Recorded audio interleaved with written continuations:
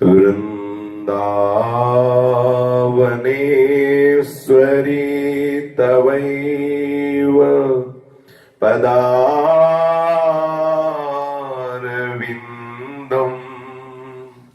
प्रेमामृतैकमकरन्द रसोघपूर्णम्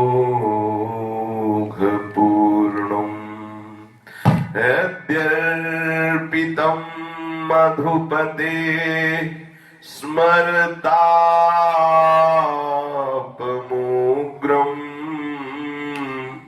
निर्वापय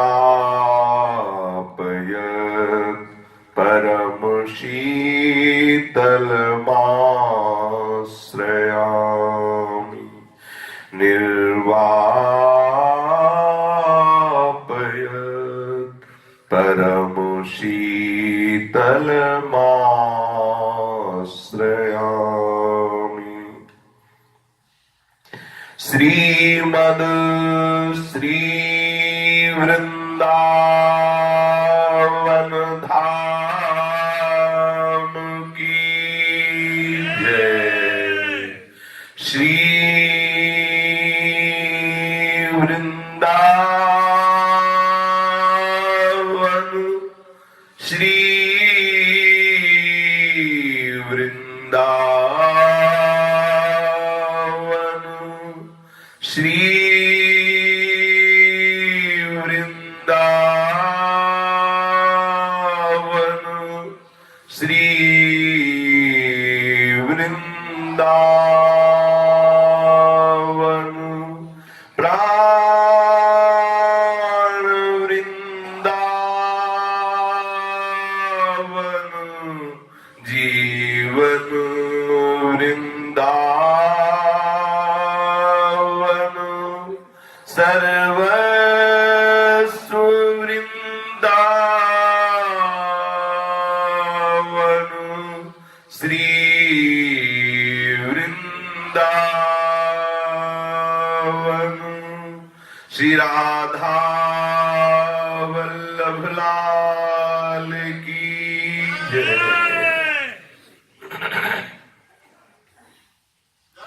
भक्तन के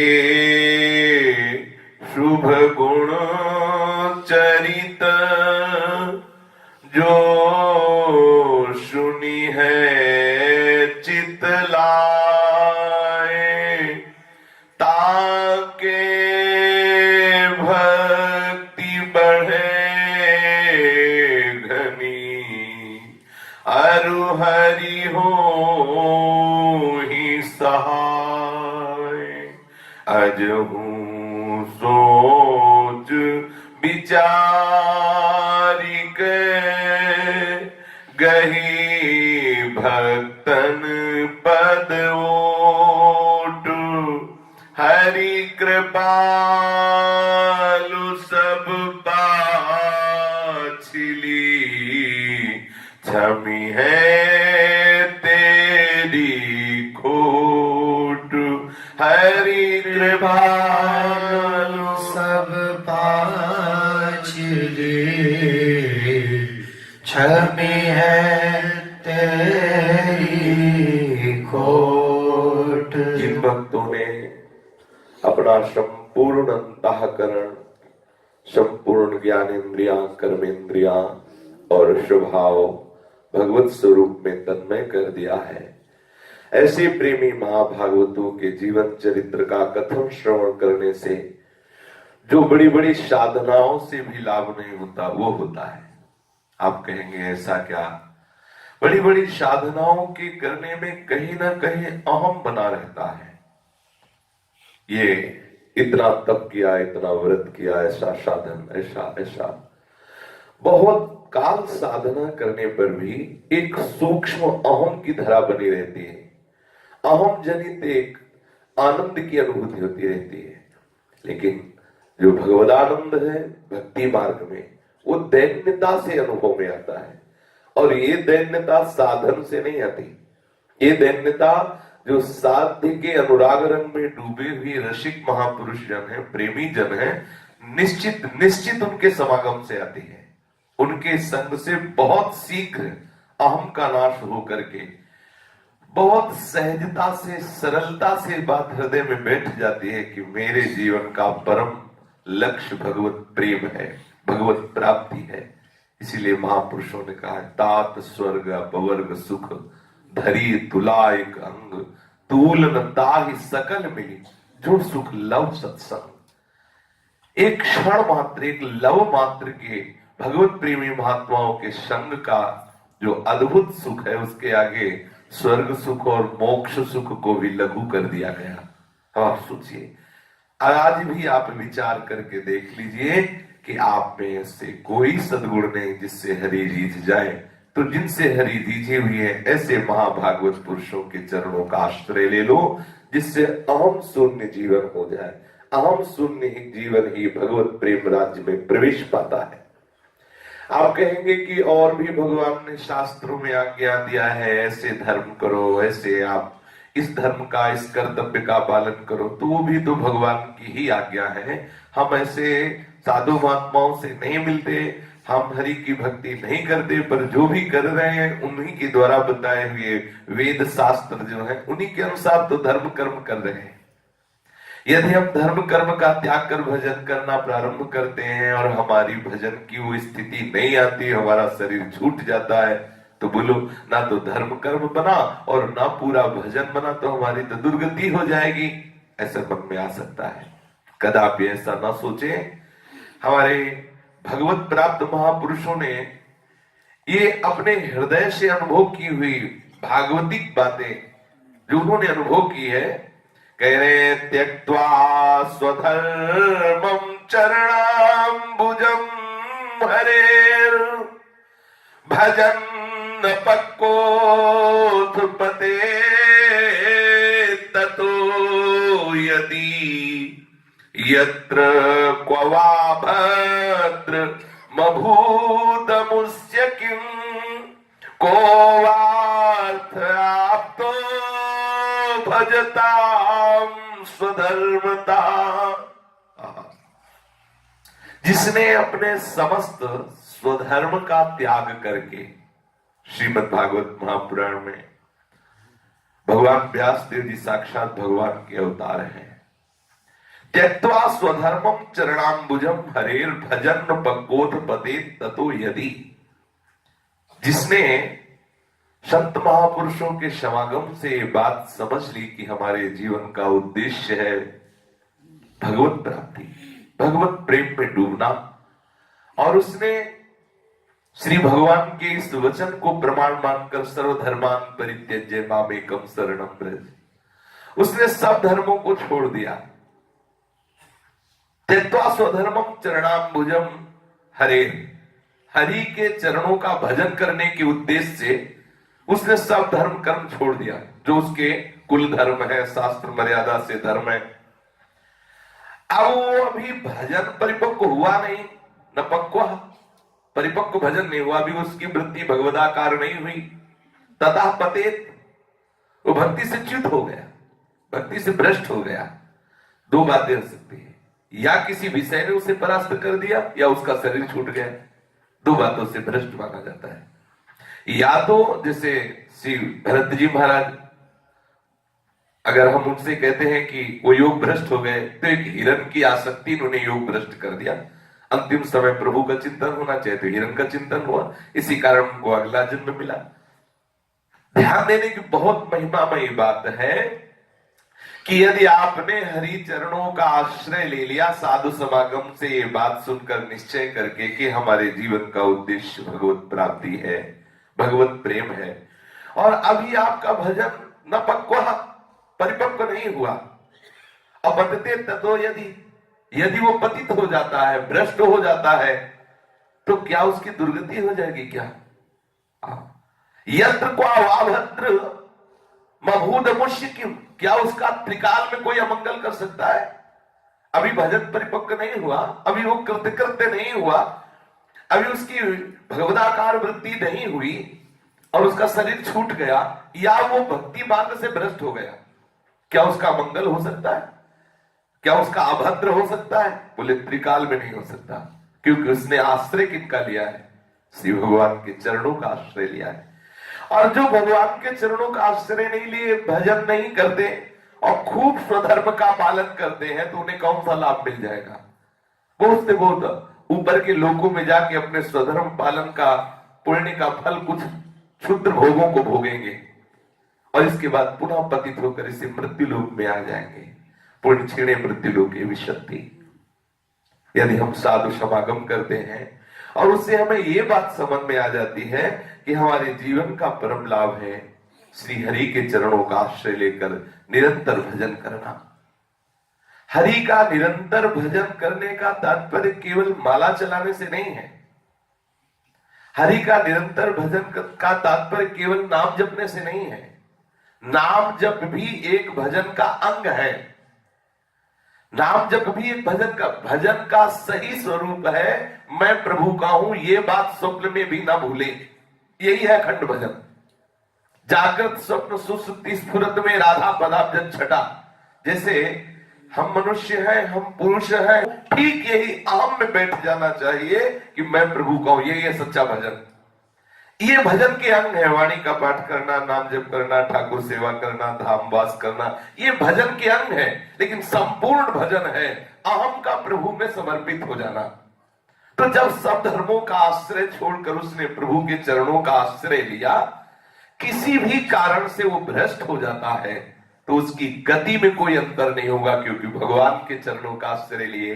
और जो भगवत चरणों का आश्रय नहीं ले, केवल धर्म का पालन करते हैं, तो उनको क्या प्राप्त होगा? बहुत से बहुत ठीक धर्म का निर्वाह हो गया तो ऊपर के लोकों में जाके कुछ चंद भोगों को भोग कर पुनः मृत्यु लोक में आना होगा।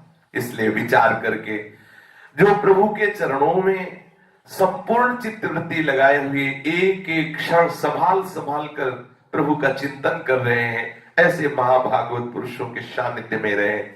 अपने पूज्य श्री राधा बाबा के सानिध्य में है इस समय।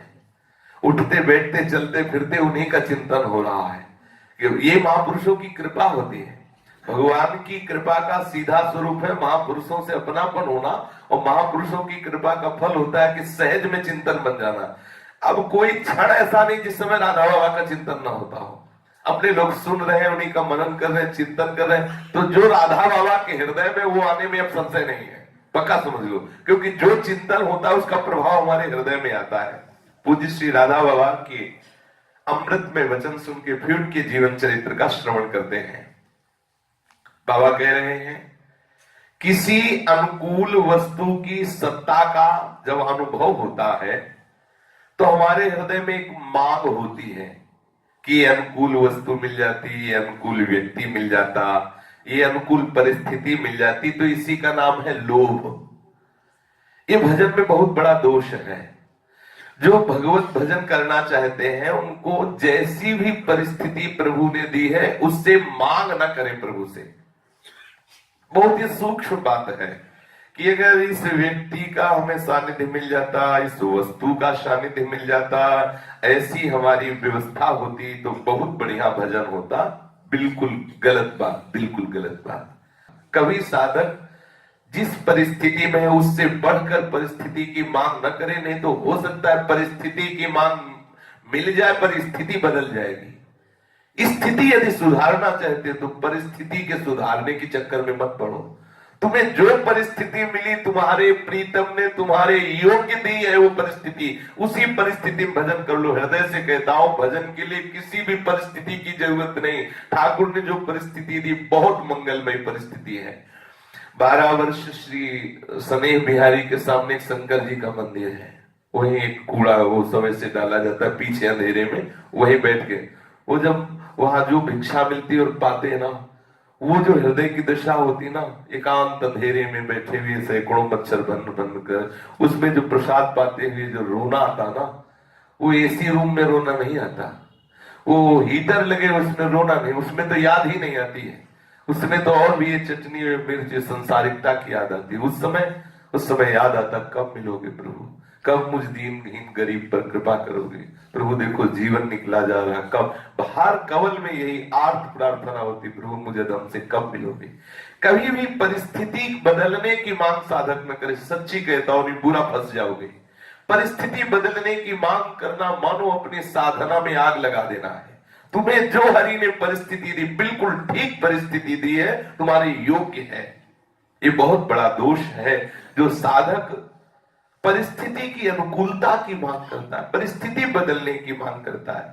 थोड़ा हम विचार करें, क्या वो वस्तु सचमुच बिना कहे हमारे भगवान कृपा करके हमें न दे देते यदि हमारे योग्य होती?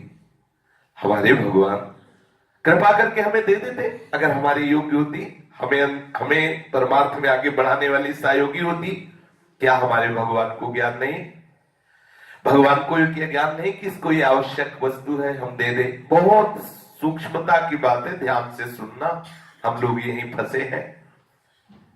ये हमारा बच्चा है, हमारा शरणागत है, हमारा जन है, इसको ये वस्तु हम दे देते हैं, इससे इसका बहुत बढ़िया भजन बन जाएगा, इसकी बहुत बढ़िया साधना बन जाएगी। क्या हमारे भगवान ये नहीं जानते? यदि वो जानते हुए हमें नहीं दे रहे तो सच्चा समझ लो कि वो हमारे भजन के नाश करने वाली मांग है जो मैं मांग रहा हूं कि हमें सुंदर व्यवस्था हो जाती, हमें एकांत मिल जाता। पक्का समझ लो, जिस परिस्थिति में हो भगवान ने तुम्हारे योग्य परिस्थिति तुम्हें दी है। जब बच्चा छोटा होता है तो उसे कितना दूध पिलाना, देखो भगवान कितने कृपालु हैं। मां के स्तनों से उतना ही मीठा दूध निकलेगा जितना बच्चे को चाहिए, उतना ही गर्म निकलेगा।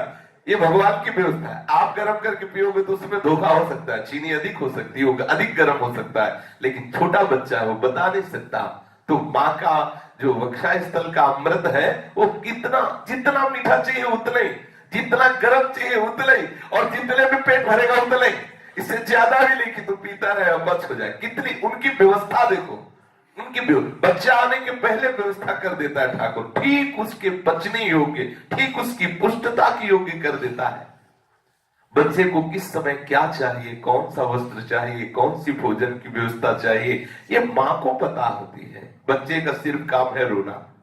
बच्चा तो भूख लगने पर रोता है, रोने के अतिरिक्त उसके पास और कोई साधन नहीं रहता।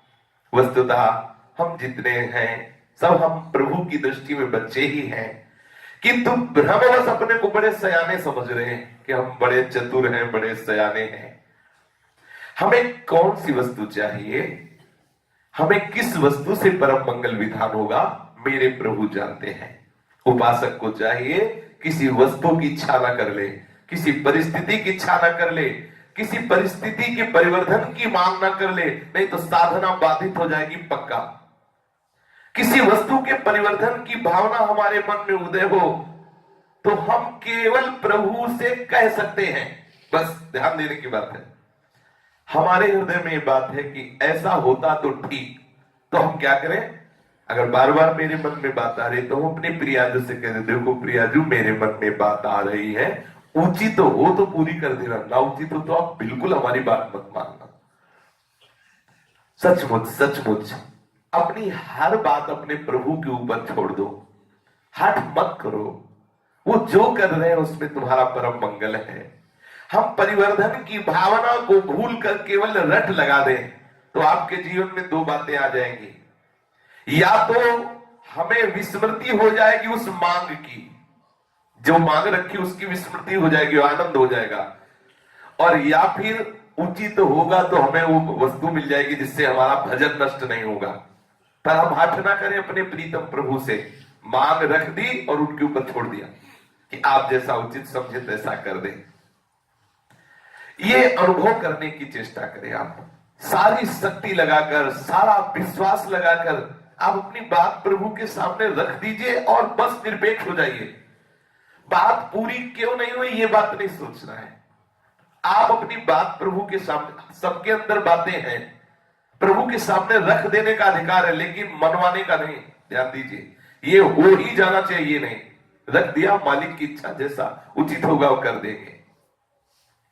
उसके कण कण में लौकिक या पारलौकिक जो भी बात होगी वो हमारा मंगल ही मंगल भरा है। हमारे लिए अत्यंत आवश्यक परिस्थिति है भगवान के द्वारा दी गई परिस्थिति को आदर से स्वीकार करना। हम साधक हैं, हम उपासक हैं, हमारे प्रीतम के द्वारा जो भी परिस्थिति दी गई उसको आनंद पूर्वक स्वीकार करें। हमारे प्रभु अपरिसीम करुणामय है। उन्हें ठीक पूरा पता है कि हमारे लिए कौन कौन सी परिस्थिति कब कैसी होनी चाहिए। ये साफ सोच समझकर उस परिस्थिति का पहले से ही मेरे प्रीतम ने निर्माण कर दिया है। अबोध बच्चे की तरह ठीक ठीक निर्णय जैसे जननी करती है ऐसे प्रभु करते हैं। बच्चे की मांग के अनुरूप नहीं, बच्चे की सुख के अनुरूप तदनुरूप व्यवस्था करते हैं। इसलिए उपासक जो भी परिस्थिति आवे आनंद पूर्वक उसका स्वागत करो। वो तुम्हारे लिए परम मंगल विधान भगवान के द्वारा किया गया है। बोलो किस विषय में हमारे हृदय में जलन हो सकती है? आनंद ही आनंद। पहला सूत्र चतुरासी जी का, जोई जोई प्यारो करे सोई मोहि भावे। किसी वस्तु के अभाव का अनुभव होने पर ही कामना उत्पन्न होती है।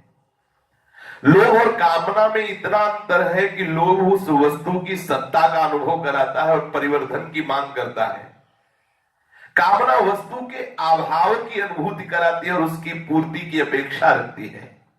यहां भी भगवान के अनंत सौहार्द पर यदि हमारा सचमुच विश्वास हो जाए तो हमारे मन में आएगा कि क्या हमारे भगवान के पास किसी भी वस्तु की कमी है। बहुत ध्यान से सुनिए, यदि आप सच्चे भजन मार्ग में आगे बढ़ना चाहते हैं तो ये बहुत आवश्यक नींव है। बोलो हमारे प्रभु के पास कोई वस्तु की कमी है, कोई परिस्थिति की कमी है? अनुकूलता ही अनुकूलता भरी उनके भंडार में। वे हमें क्यों वस्तु नहीं दे रहे, क्यों प्रतिकूल परिस्थिति दे देते हैं? जरूरी है मेरे जीवन में, वो जरूरी है। जो भगवान हमें नहीं दे रहे निश्चित मानिए वो हमें बिल्कुल जरूरत नहीं है। वो हमारे भजन में बहुत बड़ी हानि करने वाली है। जो हमारे पास वस्तु है सचमुच सचमुच केवल उसी की आवश्यकता है। जो नहीं है सचमुच सचमुच उसकी आवश्यकता नहीं है। लौकिक ममता से पूरित मां अपने शिशु के लिए आवश्यक वस्तु की बिना मांगे बिना चाहे वो स्वयं चिंतन करके व्यवस्था करती है। तो अनंत माताओं के हृदय का संपूर्ण प्रेम एकत्र कर लिया जाए तो हमारे प्रभु श्री कृष्ण के प्रेम सागर की एक बूंद के भी बराबर नहीं हो सकती। तो क्या मेरे परम पिता, मेरे परम वात्सल्य सिंधु प्रभु हमें वो वस्तु ना दे देते? आप विचार कीजिए। प्रभु की सौहार्द पर विश्वास करो। इस तरह वासना ये छीन करते चले जाओ, आप आनंद समुद्र में लीन हो जाएंगे। ओठों पर मंद मुस्कान हो, चाहे जितना कष्ट हो, और मुख में मधुर मधुर नाम हो, और जब तुम्हारे प्राण जा रहे हो तो तुम्हारे प्रीतम सामने मुस्कुरा रहे हो, इससे बड़ा जीवन का उपहार और कोई नहीं है। पूज्य श्री राधा बाबा कह रहे हैं जीवन का उपहार क्या है? तुमने जीवन में जो किया उसका परिणाम क्या होना चाहिए? भयंकर कष्ट है लेकिन ओठों पे मुस्कुराहट है, और जिह्वा में प्रीतम का नाम है, और नेत्रों के सामने हमारे आराध्य देव मंद मंद मुस्कुराते हुए खड़े और प्राण निकल रहे। ये है जीवन भर की कमाई का फल। जब तक व्यवहार जगत में रहो संपूर्ण साहस के साथ प्रसन्न चित्त होकर के प्रभु के हर विपत्ति विधान में मंगल भावना करो। देखो प्रभु तुम्हें कितनी कोमलता से स्पर्श कर रहे हैं। दर्शन करो प्रभु की कृपा का, प्रभु के मृदु स्पर्श का अनुभव करो।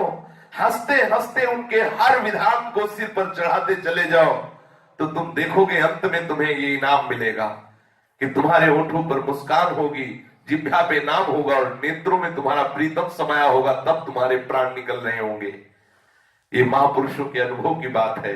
यदि तुमने जीवन में प्रत्येक प्रतिकूलता, अपमान, निंदा, विपत्ति को प्रभु का कृपा प्रसाद समझकर सर चढ़ाते हुए हंसते हुए आगे परमार्थ में चले हो, तुम्हारे हृदय में ऊंचा से ऊंचा विश्वास का परमाणु भरता जाएगा और अंतिम जीवन का परिणाम तुम्हारे जीवन में ये उदय होगा। जब तुम्हारे प्राण निकल रहे होंगे तो मुख में नाम होगा, मंद मुस्कुराहट होगी तुम्हारे मुख में, सामने देखोगे तो तुम्हारा प्रीतम हंसता हुआ नजर आएगा। उस समय तुम्हारे प्राण निकलेंगे। वास्तव में मानव जीवन का उद्देश्य क्या है? विचार करके देखो। मानव जीवन का उद्देश्य है सुख। वेदांत की बड़ी बड़ी पद्धति के द्वारा लोग सचमुच यही निर्णय करते हैं, जो बड़े बड़े ब्रह्म ऋषि हुए, कि मनुष्य के मन में सुख की केवल वासना जो है, कि हमें सुख मिल जाए। कोई भी चेष्टा कर रहा है केवल सुख के लिए कर रहा है। अंत में सब इस निर्णय पर पहुंचते हैं कि सबकी मांग है सुख, अखंड सुख, निरतिशय सुख। उससे उसे विच्छिन्नता का भ्रम हो गया है। किससे? सुख से, कि मैं सुख से अलग हो गया हूं, जबकि सहज सुख राशि उसका स्वरूप है। वो अंश है सुख समुद्र का, उसकी मांग है सुख, और ये मांग केवल भ्रम से हो गई। क्या? इस दुख वाले संसार और दुखालय शरीर को अपना स्वरूप मान करके उस सुख की खोज कर रहा है, यही भ्रम है। भ्रम हट जाए तो सुख स्वरूप ही है, क्योंकि जो ईश्वर का अंश जीव है वो सुख की राशि है। ईश्वर आनंद सिंधु है, आनंद सिंधु का अंश भी आनंद सिंधु है। इसकी मांग आनंद सिंधु ही है, विषयों से पूर्ण होने वाली नहीं। जिस क्षण से सुख दुख का अनुभव करने वाली हमारी बुद्धि ये जागरूक हुई और जगत में लगी, शरीर में लगी, तो आज तक इसकी सारी चेष्टाएं केवल सुख भोगने के लिए है। देख लो सबकी, लेकिन इसकी मांग ये लौकिक सुख नहीं, सच्चिदानंद सुख है। निरतिशय सच्चिदानंद में सुख में डूबना चाहता है, इसलिए कहीं किसी को विश्राम नहीं है। हर भोग भोगने के बाद अशांति, अतृप्ति, और भागो और भागो, पूरा जीवन व्यतीत हो जाता है सब स्पर्श रूप रसगंध का भोग करते हुए। लेकिन ये नहीं होता कि अब कछुनाथ न चाहिए मोरे। क्यों? क्योंकि उसकी मांग है सच्चिदानंद सुख और खोज रहा है दुखालय संसार में। ये जितने भी जगत के तुम्हें सुख दिखाई दे रहे हैं सब कल्पित सुख है नहीं, कल्पित, बनावटी, माया के द्वारा रचित, इनकी सत्ता नहीं है। कदाचित इस स्थिति से हम थोड़ा ऊपर उठ सकते हैं। देखो, तुम अपना सारा विवेक बटोरो और अपने आराध्य बना लो श्री कृष्ण, साध्य बना लो श्री कृष्ण, तो तुम देखोगे कि तुम्हारी जो मांग है वो पूरी हो गई। ध्यान दीजिए, तो वेदांत में ब्रह्म ऋषियों ने खोज की तो सब शरीरधारियों की मांग सुख है, सबकी चेष्टा सुख है, खोज रहे हैं प्रत्येक इंद्रियों के द्वारा जगत के भोगों में सुख, लेकिन है नहीं सुख, क्योंकि दुखालय सच्चिदानंद सुख की चाह करने वाला जीव इंद्रिय और मन के चक्कर में फंसकर कल्पित झूठे भ्रमात्मक संसार में सुख खोज रहा है। अनादिकाल से ये समय व्यतीत होता चला जा रहा, आज तक वो सुख नहीं मिला। पूज्य राधा बाबा कह रहे हैं तुम थोड़ा अपना सारा ज्ञान बटोरो, बटोर करके ये निश्चय करो कि हमारा लक्ष्य श्री कृष्ण प्राप्ति है, क्योंकि हमारे अंदर जो सुख की मांग वो श्री कृष्ण से पूर्ण होगी, संसार के भोगों से नहीं। अपना साध्य तत्व बना लो श्री कृष्ण, शेष देखो सब आनंद ही आनंद हो जाएगा। आप इतना करो। होता क्या है, हम श्री कृष्ण को साधन बना लेते हैं। अगर कहीं सत्संग भी मिला तो हम श्री कृष्ण को साधन बना लेते हैं और साध्य बना लेते हैं भोगों को। हे बिहारी जी, आप ऐसी कृपा कर दो ऐसा काम बन जाए, तो बिहारी जी हो गए साधन, और जो काम बनना हो वो हुआ साध्य। भोगों को साध्य बना लेते हैं और ठाकुर को साधन बना लेते हैं।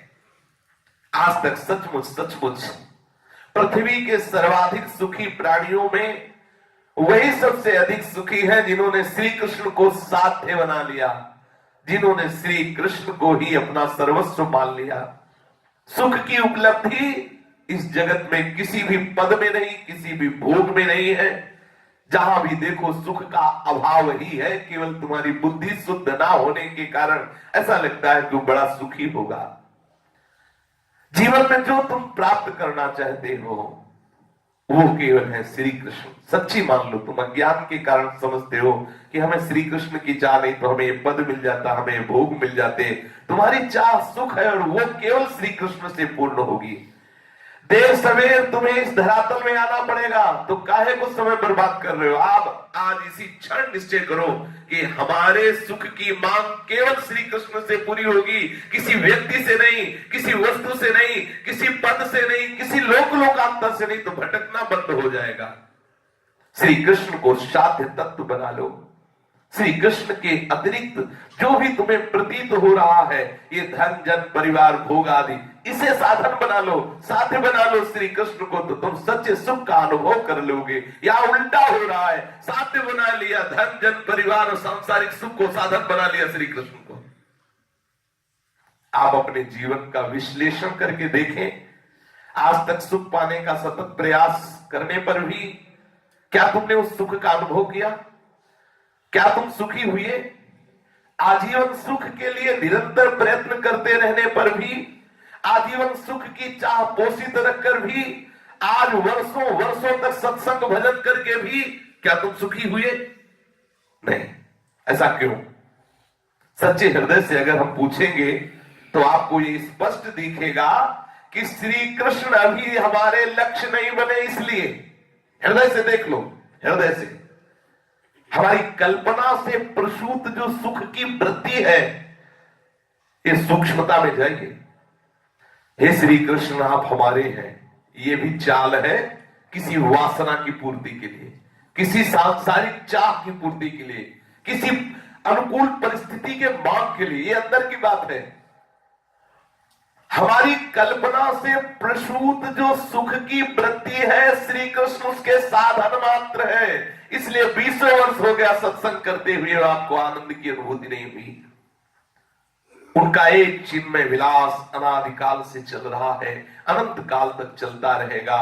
वे इस बात को अच्छी तरह जानते हैं कि मेरे अमुक स्वजन को क्या चाहिए। श्री कृष्ण के निर्णय में कभी भ्रम का प्रवेश नहीं हो सकता, तुम्हारे निर्णय में हो सकता है। आप जैसे कह देते नहीं, हमारे अंदर तो भगवत प्राप्ति की इच्छा है, हम तो चाहते हैं अभी भगवान मिल जाए। हमसे तुम कह सकते हो, लेकिन प्रीतम से वो अंदर है कि तुम्हारी बात देख रहे कि तुम्हारे अंदर कितनी चाह। जब सब चाह मिट कर केवल एक चाह रह जाएगी कि श्री कृष्ण चाहिए, श्री कृष्ण, तो दूसरा सेकंड नहीं लगेगा, श्री कृष्ण की अनुभूति हो जाएगी। पक्की बात समझ लीजिए, जिस क्षण तुम्हारे हृदय में एक चाह केवल रह जाएगी, दूसरी चाह नहीं होगी, तो दूसरा सेकंड नहीं लगेगा, श्री कृष्ण मिल जाए। किसी की गवाही की, किसी की साक्षी की जरूरत नहीं, क्योंकि वो सबके हृदय के साक्षी है। वो सब कुछ एक एक सेकंड की बात जान रहे हैं। जैसे हम अपने बच्चों के लिए निर्णय कर लेते हैं, तुरंत उनकी इच्छित वस्तु उन्हें देने का संकल्प हमारे मन में आ जाता है, व्यवस्था करने का प्रयत्न करते हैं। ठीक ऐसे ही हमारे प्रभु हमें बहुत प्यार करते हैं। हम प्रभु को चाहते नहीं, प्रभु से चाहते इसलिए दे रहे हैं।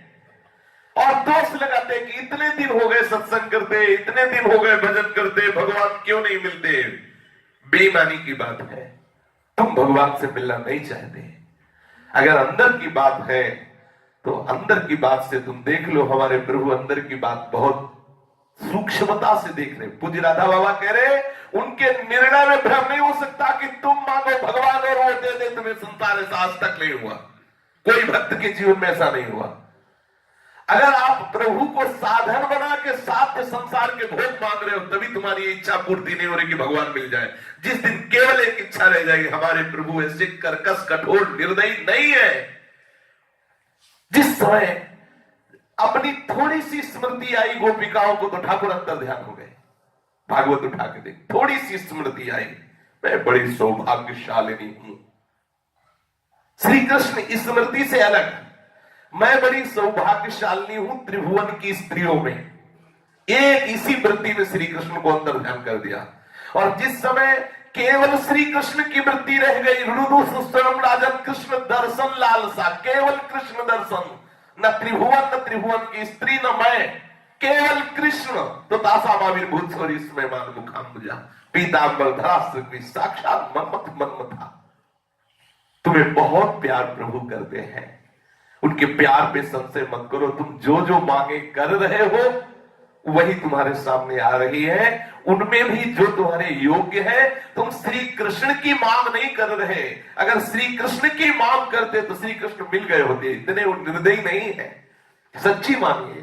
पर वो श्री राधा बाबा कहते हैं, और बड़े बड़े और उनकी स्वयं की मांग अनन्यता है। अन्य अगर है तो बात नहीं, इतना भी अन्य पसंद नहीं उनको, पूर्ण अनन्य। प्रेम में अनन्यता, प्रेम गली अति साकरी तामे दो न समाये। दो नहीं, दो प्यार एक जगह नहीं रहते, प्यार एक ही रहता है। वो सबको मिला के एक कर देता है। किस वस्तु की चाह पूरी होते ही दूसरी वस्तु की चाह प्रकट हो जाती है, तो क्या वो हमें वहां विश्राम मिला, सुख मिला? नहीं मिला। सुख तो वही है जिसके मिलने के बाद कोई चाह प्रकट ना हो। वो सुख केवल श्री कृष्ण से है। मान जाओ मेरी बात, ये नवीन नवीन सुख भोगने की अभिलाषा छोड़ दो, चाहे जीवन भर मर जाओ तो भी उसमें सुख नहीं है। लौटो, अपनी मांग को बदलो, अपनी भोग चेष्टा को बदलो। नहीं संसार में सुख है, एकमात्र श्री कृष्ण में सुख है।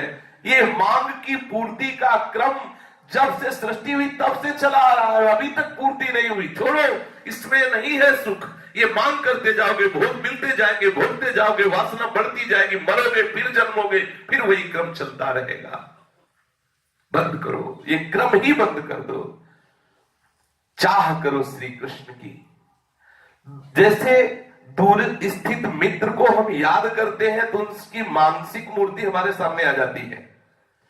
उसका शरीर यहां से बहुत दूर किसी अन्य स्थान पर होने के कारण नहीं दिखता, परंतु मानसिक मूर्ति आ जाती है। परंतु श्री कृष्ण में ये बात नहीं है। श्री कृष्ण दूर नहीं है, जहां तुम चिंतन कर रहे हो उससे भी नजदीक श्री कृष्ण है। सही पूछो तो अपने से भी नजदीक श्री कृष्ण है, अपने से भी नजदीक, क्योंकि हमने अपने को शरीर माना है। बहुत नजदीक प्रभु है। प्रभु और प्रभु का स्मरण, प्रभु और प्रभु का नाम, ये दो बात नहीं, पहले बैठा लो दिमाग में।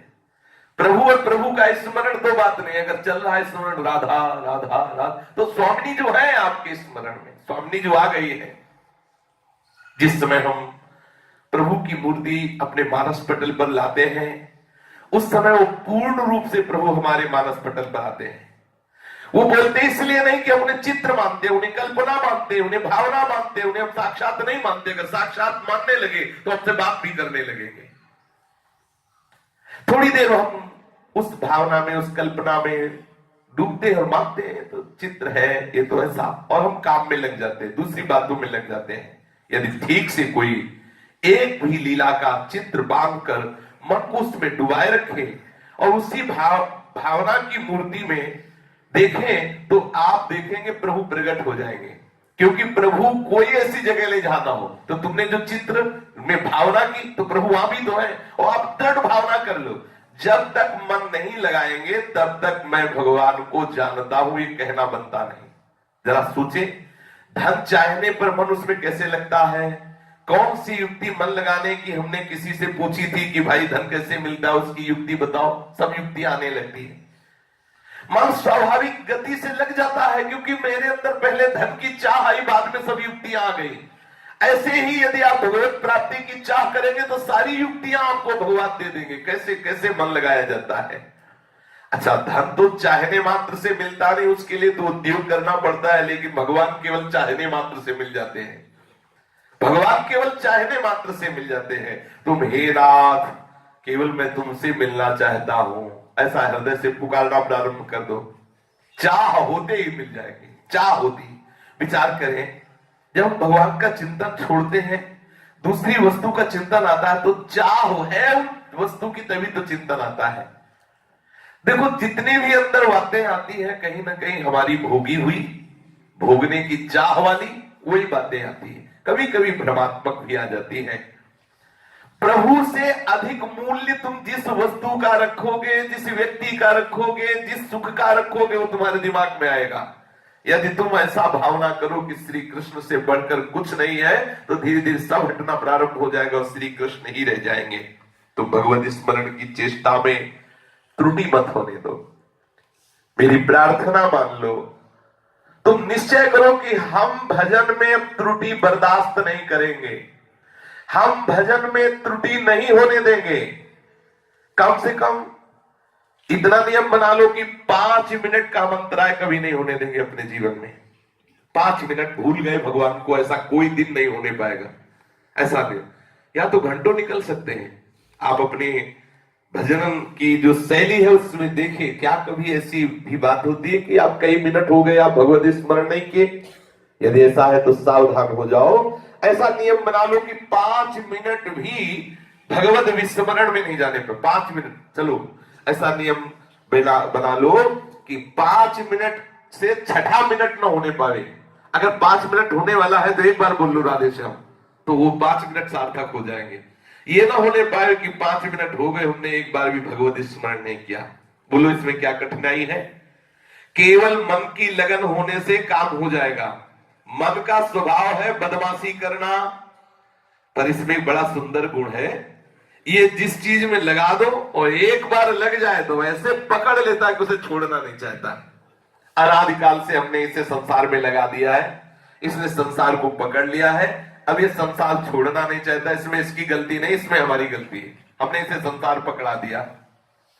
एक बार दृढ़ता से इसको संसार से हटाकर प्रभु में लगाने की चेष्टा करो। एक बार प्रभु को इसे पकड़ा दो, एक बार पकड़ लिया कभी नहीं छोड़ेगा। इसका स्वभाव है, जिसे पकड़ लेता नहीं छोड़ता। हमारी इच्छा की कमी है। 5-5 मिनट में भगवत स्मरण का अभ्यास कम से कम कर लो 24 घंटे में, कि छठा मिनट ऐसा नहीं होगा जिसमें हो गया कि 5 मिनट हो गए हमने भगवत स्मरण नहीं किया। यदि आप चाहते हैं कि इसी जन्म में हमें भगवत प्राप्ति हो तो 5 मिनट से आगे आप कभी भी, एक तो 5 मिनट होना बहुत बड़ी बात है, जी नहीं सकते उपासक जन। 5 मिनट हो गए भगवत स्मरण नहीं हुआ, पर प्रारंभिक साधन में जो विषय में लगे हुए उनके लिए कि अगर ऐसा भी नियम बना लो कि 5 मिनट में एक बार ही चाहे बोले राधा वल्लभ, लेकिन हम खाली नहीं जाने देंगे 5 मिनट भगवत स्मरण के बिना। हम देखेंगे कि प्रत्येक दिन हमारी भूल में कमी होने लगेगी, धीरे धीरे धीरे भूल बंद हो जाएगी। धीरे धीरे आप देखेंगे 5 मिनट की स्मृति के बहाने अखंड स्मृति आ जाएगी। 5 मिनट स्मृति के बहाने अब आपको भय लगेगा कि 5 मिनट में भूल न जाए, तो जिनका स्मरण करना चाहते हो हर समय स्मरण आने लगेंगे तो अखंड स्मृति आ जाएगी। कोई कह सकते हैं मन नहीं लगता, सो मन तो लगाने से लगता है। इसका एक उपाय है, 24 घंटे हम नियमित अपनी दिनचर्या बना लें। इतनी देर तक अमुक कार्य करेंगे, इतनी देर तक अमुक कार्य करेंगे, इतनी देर में उठना है, इतनी देर शयन करना है, ऐसा ऐसा एक दिनचर्या बना ले। साधक की दिनचर्या होनी चाहिए, बिना दिनचर्या के पशुवत आचरण नहीं। कभी 10 घंटे भजन तो कभी 10 दिन भजन नहीं, ये साधक का नहीं। एक दिनचर्या होनी चाहिए। इस प्रकार दिनचर्या बने कि सब काम बिल्कुल घड़ी की सुई से होना चाहिए, उससे मन बहुत जल्दी लगता है। जिस काम को आप करें दिनचर्या में मन लगा के करें, ठीक समय से करें, केवल भगवत स्मृति के लिए करें, भगवत स्मृति ना छूटे ये ध्यान रखें, क्योंकि मुख्य वस्तु जीवन में भगवत स्मृति है। प्रत्येक काम मनुष्य को पूरे मनोयोग से करना है, प्रत्येक कार्य हम पूरे मनोयोग से करें। यदि 2 महीना तक 24 घंटे कार्यक्रम की जांच करके स्मरण करें कि 5 मिनट से 6 मिनट नहीं होने पाएगा, हम एक बार तो जरूर स्मरण कर लेंगे, तो आप खुद देखेंगे आपको कैसा विलक्षण आनंद 2 महीने में। 2 महीने ज्यादा नहीं, 60 दिन आप अभ्यास करके ऐसा देखे। ये जिनके वचन है वो है पूज्य श्री राधा बाबा जी महाराज। अब उनके जीवन चरित्र का हम श्रवण करते हैं। पूज्य श्री राधा बाबा, एक बार की बात है कि चक्रधर जी विद्यार्थी जीवन, विद्यार्थियों की जिला स्तरीय संगीत प्रतियोगिता चल रही थी, जिसमें चक्रधर जी को भी सम्मिलित किया गया।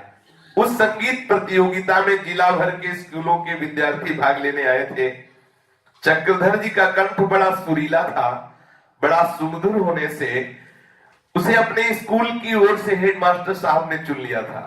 चक्रधर जी बिना पूछे ही हेडमास्टर साहब ने प्रतियोगिता में जब नाम भेज दिया, संगीत प्रतियोगिता में जब भाग लेने के लिए पहुंचे, तो वहां गाने वाले विद्यार्थियों के गायन स्तर, वादन कौशल को देखकर चक्रधर जी तो चकित हो गए कि राग रागिनी और ताल संगीत सब विद्यार्थियों को ज्ञान।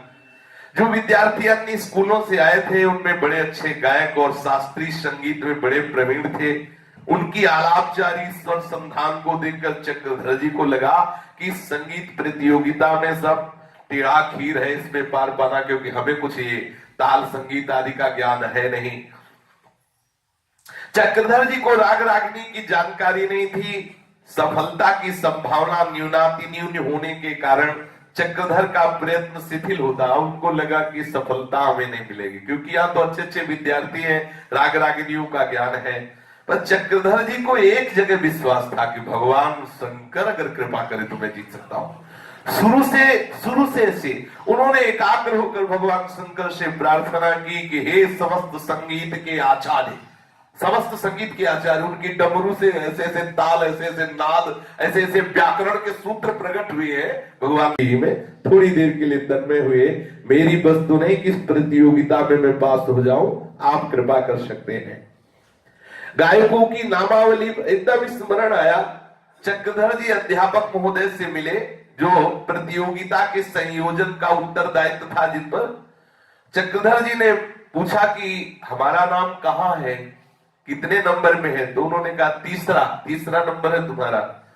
चक्रधर जी को ऐसा लगा कि तीसरे नंबर में तो हम फेल ही हो जाएंगे, क्योंकि बड़े बड़े कलाकार हैं, हमें तो कोई कला आती नहीं।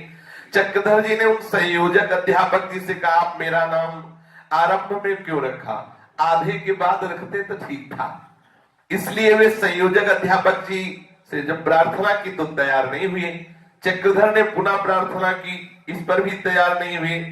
तब चक्रधर जी ने भगवान शंकर की याद की कि मामला यहीं से गड़बड़ हो रहा है, आप सुधारिए।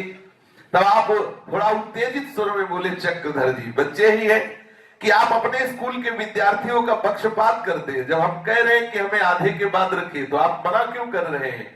आप अगर नहीं करेंगे तो हम यहाँ के प्रधानाध्यापक से बात करेंगे जाके।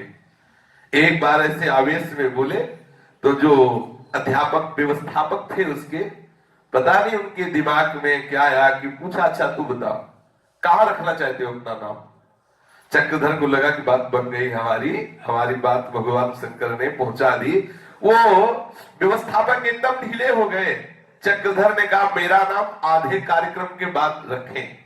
उन्होंने वैसा ही कर दिया। जब संगीत प्रतियोगिता आरंभ हुई, विभिन्न विद्यालयों के छात्र मंच पर आकर श्रोताओं के समक्ष अपने गायन वादन का कौशल प्रस्तुत करने लगे। उनके कौशल की सराहना में श्रोतागणों का वो ताली वायुमंडल गुंजाती। राग रागिनियों का आलाप, बच्चों का वो लालित्य उच्चारण वातावरण में छाया हुआ था। राग रागिनी के माधुर्य में जब एक एक श्रोता बगा हुआ था, तभी अपना कौशल प्रस्तुत करने के लिए चक्रधर जी को आदेश हुआ कि आप मंच पे जाइए। आधे विद्यार्थी हो गए। चक्रधर जी मंच में आए, देखा बहुत बड़ी सभा लगी और कोई राग रागिनी का ज्ञान नहीं। गाने से पहले उन्होंने तुरंत माइक लिया और भाषण शुरू किया। उन्होंने कहा कि ये तालियों की गूंज, ये राग रागिनियां मेरे हृदय को जला रही है। जिस समय हमारा देश परतंत्र है अंग्रेजों की गुलामी में, वहां राग रागिनियां, वहां तालियां, वहां आनंद की लहर कैसे होश उड़ा दिए पूरी सभा के। यह है भगवत प्रदत्त बुद्धि का चमत्कार। जहां देश परतंत्र हो, अंग्रेजों की गुलामी में हो, बेड़ियों से जकड़ा हुआ तालियां, वहां आनंद की लहरें, वहां राग रागिनियां, ये क्या? अरे देश के भाई बहनों, जहां खाने के लिए व्यवस्था नहीं, पहनने के लिए वस्त्र नहीं, चिकित्सा के लिए औषधि नहीं, अंग्रेजों का अत्याचार, वहां ये राग रागिनियां, वहां तालियों की गूंज कैसी? अपने देश में जहां ऐसी अभद्रता, जहां ऐसी दरिद्रता छाई हुई है, जहां ऐसा नंगा नाच हो रहा है आतंक का, वहां ये राग रागिनियां। पूरी सभा सन्न, कोई बोल नहीं रहा। ये सितार की झनकार, ये तबले की खटक, ये गीतों का उल्लास, ये वाद्य वाद्यम, ये राग रागिनियों का मनोरंजन, ये कैसा? एक ओर सिसकते हुए वो हिंदुस्तानी जिन्हें अंग्रेजों की वो कठोरता सहनी पड़ रही, एक तरफ उन माता बहनों को जिनके साथ अंग्रेजों का अत्याचार, उनके आंसुओं की धारा, और एक तरफ इस सभा में आमोद और प्रमोद। मैं नहीं जानता कि शायद है मेरी इन भावनाओं से आपके आनंद में बाधा पड़ी हो, लेकिन मुझे बिल्कुल ये पसंद नहीं है। ऐसी परिस्थिति में मेरा हृदय व्यथित हो रहा है। मैं तो यही निवेदन करूंगा कि बंद करो ये हारमोनियम, तबला और तानपुरा और वालियन, कुछ नहीं बजेगा। मैं केवल अपनी मातृभूमि भारत की वंदना करूंगा, बस, इसके आगे कुछ नहीं गाऊंगा। ऐसा वक्तव्य, ऐसा प्रभावपूर्ण छोटा सा बालक और इतनी सभा सन्न, क्योंकि ऐसा भाषण और इस प्रभावशाली वक्तव्य से सारा वातावरण बदल गया। एकदम सन्नाटा, सब निस्तब्ध, नितांत नीरो वातावरण में वंदे मातरम का गीत गाया श्री चक्रधर जी ने, जो आजकल देश का राष्ट्रीय गीत है।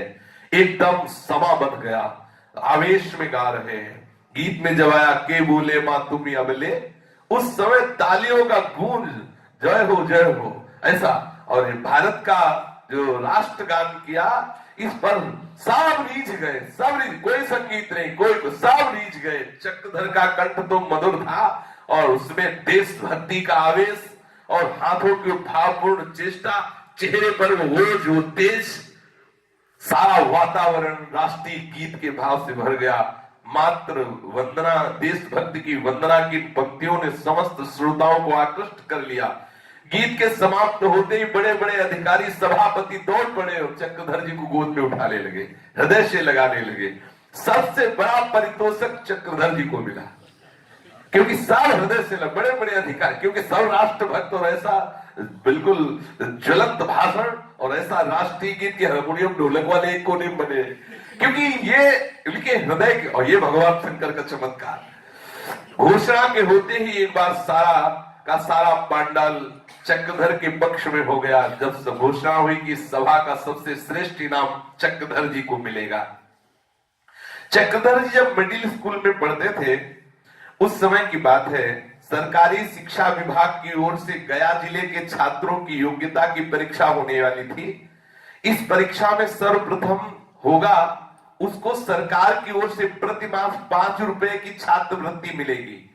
उस समय का 5 रुपए आज के 100 गुना रुपए से भी अधिक समझा जाना चाहिए। छात्रवृत्ति के साथ साथ सरकारी स्कूल के छात्रावास में रहने की सुविधा मिलेगी तथा शिक्षा शुल्क से विमुक्ति रहेगी।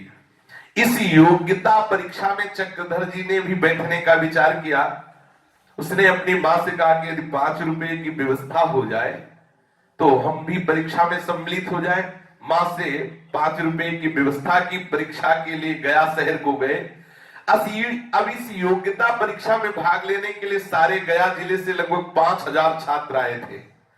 चक्रधर जी को बड़ी शंका थी कि इस भीड़ भाड़ में कोई बड़ी मुश्किल से मेरी मां ने 5 रुपए की व्यवस्था की है और कोई चुरा ले जाए तब तो हमारा सब गड़बड़ हो जाएगा, हम उसमें सम्मिलित नहीं हो पाएंगे। सावधानी रखने की दृष्टि से चक्रधर जी बहुत बुद्धिमान थे। 5 रुपए के नोट का नंबर बार बार देख करके याद कर लिया, अगर चुरा भी किसी ने लिया तो मैं अपना नंबर याद रखूंगा। और याद करके एक कागज पर नंबर नोट करके अलग से रख लिया कि अगर भूल भी गया तो नोट कर। बुद्धि बहुत प्रवीण थी। बहुत सावधानी रखने पर भी जो शंका थी वही हो गया। किसी विद्यार्थी ने चक्रधर जी की असावधानी में वो 5 का नोट चुरा लिया। चक्रधर जी ने जब बार बार पता लगाते थे रुपया है कि नहीं, क्योंकि वास्तविक बात है कि उपरोहिती कर्म में कोई ऐसा खास रुपया नहीं आता था। ब्राह्मण लोग पहले ज्यादातर निर्धन होते थे, या तो जिनका राज दरबारों में प्रवेश होता था उनकी बात अलग थी, नहीं बस काम चलता था। बड़े तपस्वी और लोक कल्याण में संपूर्ण वृत्ति लगाने वाले। 5 रुपया उनका चोरी हो गया चक्रधर जी का। अब तो बड़े परेशान कि जिस परीक्षा के लिए आया था उसमें प्रवेश नहीं मिलेगा। डिप्टी इंस्पेक्टर ऑफ स्कूल की इस योग्यता परीक्षा के सुपरिटेंडेंट थे। चक्रधर परीक्षा सुपरिटेंडेंट महोदय के पास गए और सारी बात सुनाई कि 5 रुपए की चोरी हो जाने का पूरा पूरा वृत्तांत महोदय को सुनाया। वो काहे को इसमें ज्यादा ध्यान देते। परीक्षा देने के लिए जिले से 5000 छात्र आए थे। इनमें से किसको चोर ठहराया जा सकता है, इस बारे में कोई कार्यवाही की जाना संभव नहीं है, ऐसा वो अधिकारी ने इनको बताया। सुपरिटेंडेंट महोदय के उत्तर से चक्रधर को बड़ी निराशा हुई। उसने तो ऐसा सोचा कि सुपरिटेंडेंट महोदय के सक्रिय होने से मेरा काम बन जाएगा, पर महोदय के द्वारा खाली हाथ लौटना पड़ा। चक्रधर जी इस समय अपने प्रयास से विरत नहीं हुए। जिस धर्मशाला में चक्रधर जी ठहरे हुए थे बहुत से छात्र थे, उनकी संभाल तथा व्यवस्था का उत्तरदायित्व एक अध्यापक महोदय को सौंपा गया था। उन अध्यापक महोदय का नाम था श्री दामोदर प्रसाद जी। चक्रधर जी श्री दामोदर प्रसाद जी के पास गए और उन्होंने अध्यापक महोदय से कहा कि मेरे 5 के नोट की चोरी हो गई, अगर वो नोट नहीं मिलेगा तो मुझे परीक्षा में भाग नहीं मिलेगा। इस धर्मशाला में जितने छात्र हैं आप उनकी जांच करवाइए, मेरा नोट इन्हीं में किसी से होगा। तो कहा ऐसे कैसे पता चल सकता है। चक्रधर जी थोड़ी देर शांत हुए, भगवान शंकर से प्रार्थना की कि मुझे युक्ति बताइए। तो उन्होंने तत्काल एक युक्ति आई। उन्होंने कहा आप पंक्ति में खड़ा कर दीजिए सबको और मैं बता दूंगा इसमें कौन सा चोर है, किसने हमारे पैसे चुराए हैं। पंक्ति में खड़े हुए छात्र आपकी उपस्थिति में एक एक करके मेरे सामने आए और मेरी दृष्टि में दृष्टि मिलाए। मैं बता दूंगा कि इस लड़के ने मेरे नोट चुराए हैं। मैं बता दूंगा कि किसने मेरा नोट चुराया। मैं नोट का नंबर आपको बता रहा हूं, आप चेक कर लीजिएगा, वो नोट इसके पास निकलेगा जो मेरे सामने आए और आंख में आंख मिलाए, जिसमें मैं कह दूं ये चोर है, पक्का वो चोर है। दामोदर प्रसाद जी मास्टर ने कहा ये कौन सी बड़ी बात है, ये तो अभी करवाए देता हूं। अध्यापक श्री दामोदर जी के आदेश पर सभी छात्र एक पंक्ति में खड़े कर दिए गए। चक्रधर जी खड़े हुए, एक एक विद्यार्थी सामने से निकला, बारी बारी से जो आता दृष्टि में दृष्टि मिलाते। भगवान शंकर से कहते बता दो इनमें से कौन सा चोर है, अंदर से बता दो। कई छात्र एक बार निकलते चले गए। एक छोटा सा छात्र आया और चक्रधर जी के सामने खड़ा हुआ, बस आंख ऐसे कर ली। चक्रधर जी सर्वथा अपरिचित थे। चक्रधर जी उसके ये चेष्टा देखते ही अंदर से आया कि हाँ यही है। दामोदर जी जो अध्यापक थे उनसे कहा कि इसने मेरा नोट चुराया है। अध्यापक उस छात्र को एक किनारे लाए, पूछा, उसने इनकार कर दिया, मैंने रुपया नहीं लिया। तब अध्यापक महोदय उस छात्र को कहा कि हम पुन नदी में डुबो डुबो के तो मारेंगे, नहीं सही बता दो कि तुमने नोट लिया है कि नहीं। वो पिटने के भय से बता दिया हाँ लिया है। जो नंबर बताया था चक्रधर जी ने वही नंबर निकला। अध्यापक की धमकी से उसने वो नोट दे दिया, मार के भय से वो नोट निकाल कर दे दिया, वही नंबर जो चक्रधर जी ने बताया। इस घटना से दामोदर प्रसाद जी के हृदय में बड़ा प्रभाव पड़ा कि एक बड़े बड़े अधिकारियों की ऐसी दृष्टि नहीं होती जैसे इस बालक चक्रधर की है। एकांत में ले गए और कहा कि तुम कोई सिद्धि जानते हो क्या, ऐसे कैसे तुम मतलब बता दे कि हाँ यही बालक है, एकदम सही निकला, और ऐसा कैसे। अध्यापक श्री दामोदर प्रसाद जी के पूछने पर चक्रधर जी ने कहा कि हम आपको हृदय की बात बताते हैं, मैं भगवान शंकर का अनन्य भक्त हूं। मेरे हृदय में भगवान शंकर का भावनात्मक विग्रह है और मैंने उनसे प्रार्थना की थी कि जो लड़का सामने आवे तो हमारे हृदय में संकेत कर देना ये है कि नहीं, अगर नहीं है तो ऐसा संकेत करना, है तो बता देना। मेरे सामने जो जो विद्यार्थी आता था मैं भगवान शंकर से उससे पूछता था कि ये है, तो उधर से उत्तर जब मिलता ना तो हम कह देते थे, ना उधर से उत्तर मिला हाँ यही है, हमने कह दिया हाँ इसमें हमारी कोई बात नहीं, इसमें भगवान शंकर की बात है। भगवान शंकर का ध्यान, हृदयस्थ भगवान शंकर से ऐसी तन्मयता, वो विद्यार्थी की स्थिति देखकर मास्टर समझ गए कि कोई साधारण बालक नहीं है, बहुत प्यार और बड़ा सम्मान, बड़ा आदर किया। चक्रधर जी के ताऊजी थे श्रीपाल जी के सुपुत्र का नाम श्री देवदत्त मिश्र। देवदत्त मिश्र के सुपुत्र का नाम उमाशंकर मिश्र। ये चक्रधर को उमाशंकर मिश्र चाचा जी कहा करते थे। चक्रधर गया शहर में जिला स्कूल का एक विद्यार्थी थे। उमाशंकर गांव के मिडिल स्कूल के एक साधारण विद्यार्थी थे। चक्रधर जी की शुरू से बात रही, कभी झूठ नहीं बोले। कभी कोई झूठ बोल दे तो बहुत इनको बुरा लगता था। ये कहते थे क्यों झूठ बोलते हो, अगर आपको सत्य बोलने पर पिटाई है, आपकी निंदा है तो आप सह जाओ, आप बहुत अच्छे हो जाओगे। झूठ बोलने से थोड़ी पिटाई बच गई, थोड़ी तुम्हारी प्रशंसा हो जाएगी, लेकिन तुम्हारा पतन हो जाएगा। चक्रधर का ध्यान अपने परिवार के बालकों की पढ़ाई पर भी रहा करता। जब वो गया से गांव पर आया करते तो समय समय पर घर के बालकों से किसी न किसी विषय में प्रश्न कर लिया करते, जिससे उसे उनकी योग्यता और कमजोरी का अंदाजा मिल जाता। उमाशंकर से प्रश्न करने पर चक्रधर को समझने में देर नहीं लगी कि गणित के विषय में कच्चा विद्यार्थी है। चक्रधर ने उमाशंकर के गणित के अध्यापक से संपर्क करके उनके विषय में जानना चाहा, तो उमाशंकर के अध्यापक ने उनकी कमजोरी के बारे में बतलाया। इसी बातचीत के बीच में यह भी उन्हें पता चला कि उमाशंकर दूसरे लड़कों की कापियों से नकल करके प्रश्न को हल कर लिया करता है। इतना ही नहीं, सजा पाने के लिए पूरा का पूरा झूठ बोलता है। ये बात सुनते ही चक्रधर जी को अच्छा नहीं लगा कि हमारे परिवार में कोई झूठ बोलने वाला भी हो।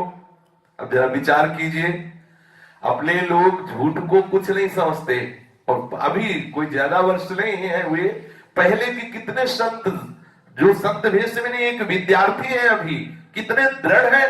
झूठ, मेरे परिवार में कोई झूठ बोले, देखो कितनी बड़ी बात है। अपने लोग झूठ बोल रहे हैं और वहां देखो कैसे पहले लोग, पहले कितनी पवित्रता थी। झूठ कोई और गोस्वामी तुलसीदास जी ने लिखा, नहीं असत्य सम पातक पुंजा, झूठ बोलना बड़ा पाप है। झूठ बोलते ही कलयुग का प्रभाव आने लगता है। उमाशंकर के अध्यापक से उनके बारे में यथार्थ बात सुन करके श्री चक्रधर जी ने एक दिन बुलाया और 1 घंटे तक बताया, भाई यदि तुम झूठ बोलते हो, थोड़ा तुम्हारी पिटाई बच जाती है, तो इससे क्या? झूठ बोलोगे, थोड़ी पिटाई, आपको मार खानी पड़े, तो हम तुम्हें सच्ची कहते हैं, भगवान की प्रसन्नता मिलेगी, तुम्हारा कल्याण हो जाएगा, तुम बहुत अच्छे विद्वान हो जाओगे। ये बार बार तुम झूठ बोलकर, नकल करके आप बच जाते हो, ठीक नहीं। इस कमजोरी को दूर करो। चक्रधर जी के प्यार से समझाने पर कि कभी झूठ मत बोलना, उमा शंकर जी ने जीवन भर के लिए व्रत ले लिया कि आज से मैं कभी झूठ नहीं बोलूंगा, चाहे मार ही क्यों न डाला जाऊं। ये चाहिए, जहां तक हो तहां तक इस झूठ रूपी शत्रु से बचे, क्योंकि हमारे प्रभु का नाम है सत्य नारायण। बिल्कुल, हम लोग झूठ को किस तरह से प्रयोग करते हैं आप देख लीजिए। गोस्वामी तुलसीदास जी ने लिखा, झूठे लेना, झूठे देना, झूठे भोजन, झूठ चबेल। मतलब कोई सत्ता ही नहीं रह गई सत्य की। बात कर रहा है बिल्कुल कि बिल्कुल 100% में कम से कम इतना तो हो गई 80% सही है, 20 झूठा हो सकता है।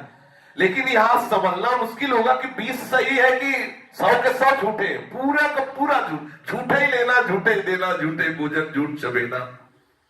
सत्य वार्ता पर बहुत ध्यान दें। हम अपने जीवन में कम से कम परमार्थ के प्रतीक है, हाँ, पूरा का पूरा प्रयास करें। कम बोले, जो भी बोले सत्य बोले, क्योंकि बाबा ने कहा सत्य बोलने से परम कल्याण होता है, सत्य बोलने से भगवान की प्रसन्नता मिलती, सत्य बोलने से जीवन में एक दिव्यता आती है।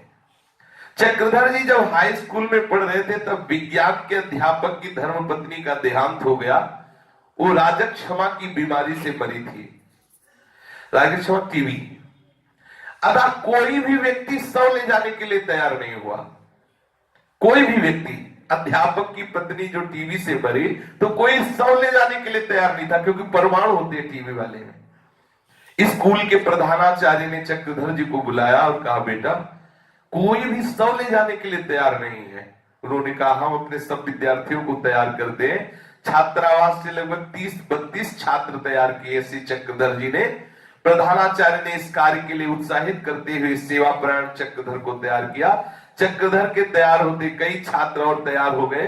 प्रधानाचार्य अपने चपरासी दिए, अर्थी तैयार की गई, शव को श्मशान घाट पर ले गए, चिता सजाई गई, शव को रखकर चिता में आग लगा दी गई। सभी उस छात्र उस रेतीली जमीन पर बैठ गए। तब तक एक साधु आया। वो साधु तो नाम मात्र का था। उसने कहा, यहां शव जलाया जा रहा है, मुझे 5 रुपया दीजिए। चक्रधर जी ने कहा, हम लोग तो विद्यार्थी हैं, हमारे पास कुछ है नहीं। तो बहुत सोच समझ के अर्थ देने के लिए तो शास्त्र पात्रता की बात कहता है। भोजन किसी को भी पवा सकते हो, बैठो भाई भोजन पालो, कोई वस्त्र नहीं, फटा कपड़ा पहना सकते हो, लेकिन अर्थ देने में सावधानी रखनी चाहिए। चक्रधर जी ने कहा कि हम तुम्हें कैसे पैसे दे सकते हैं, हमारे पास तो पैसे हैं भी नहीं और हम सब विद्यार्थी हैं। वो साधु तो बिगड़ने लगा।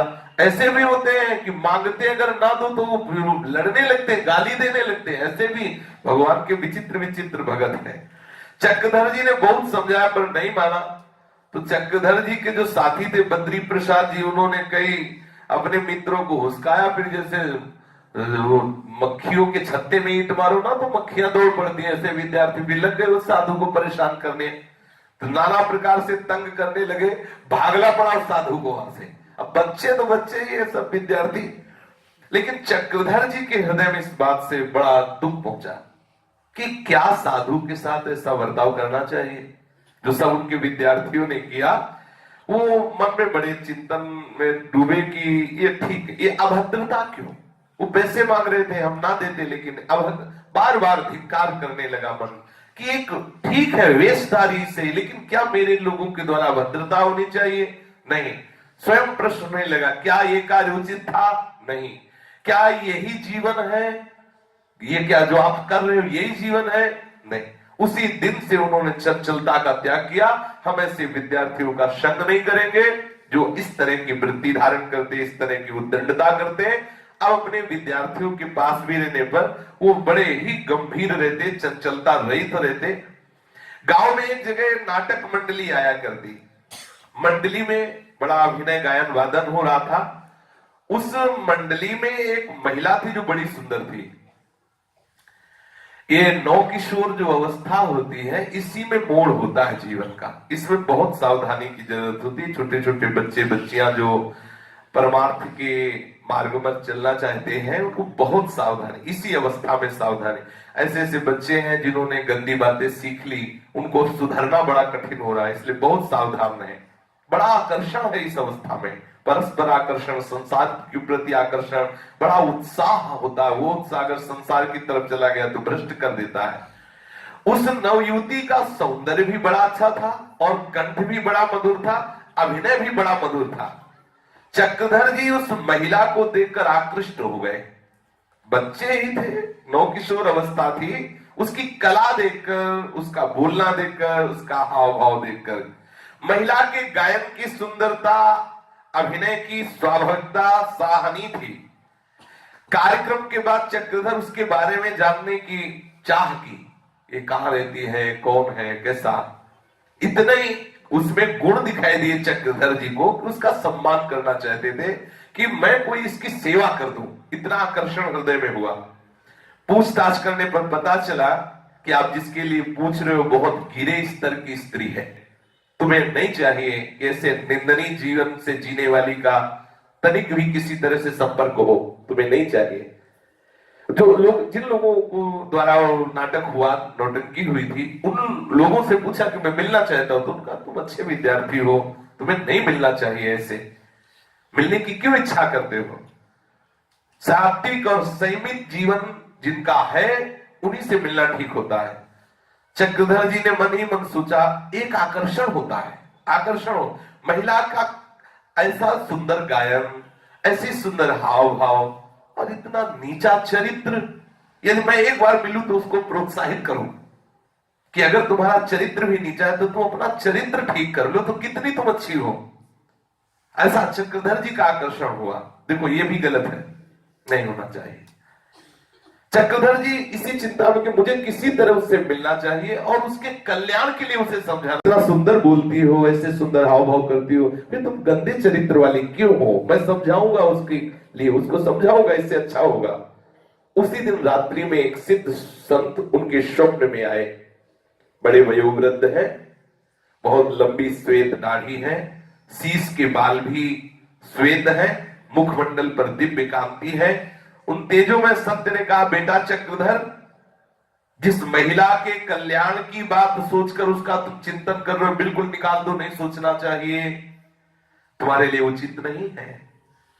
तुम जिस पथ पर चलना चाहते हो उस पथ में ये बात बहुत घातक है।